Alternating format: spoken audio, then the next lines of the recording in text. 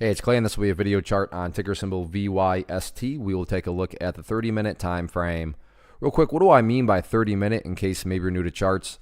Instead of each one of these candlesticks here representing 1 day's worth of price action, which is what you would normally see, each one represents 30 minutes. So while this here may look like several days worth of time, it's actually today's price action broken down into 30-minute time slices.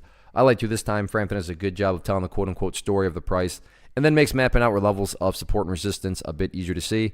Did this analysis on Thursday, so that is where the green line up there is coming from, but after the Friday is over and we got another week in the books, let's get some things updated here.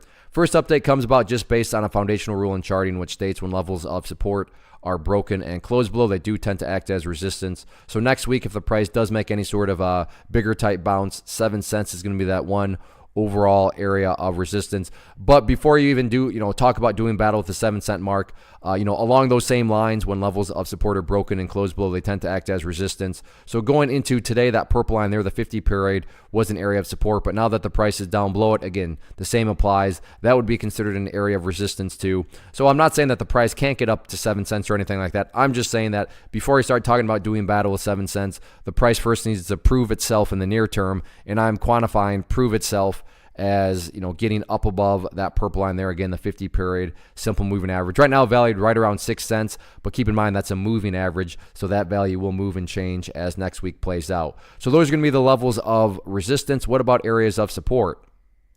Initial area is nothing fancy other than the fact that the buyers finally stepped in down here right around 0.054. So 0.054 going to be that near-term area of support going into next week.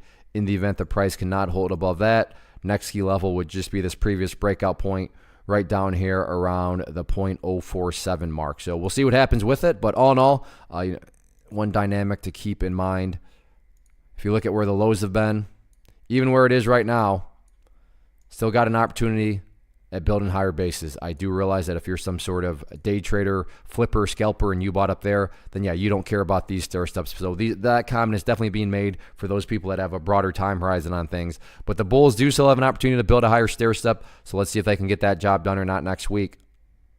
One of the biggest questions I get is, hey Clay, how do you find the stocks that you trade? So what I've done is put together a free resource guide where I talk about the tools that I use to locate stocks that I find interesting and think may have potential. So if that sounds like something that could add value to you as a trader, then click on the image that is up on the screen right now and I will email you the guide. The guide itself is very short and to the point, and best part, it's completely free.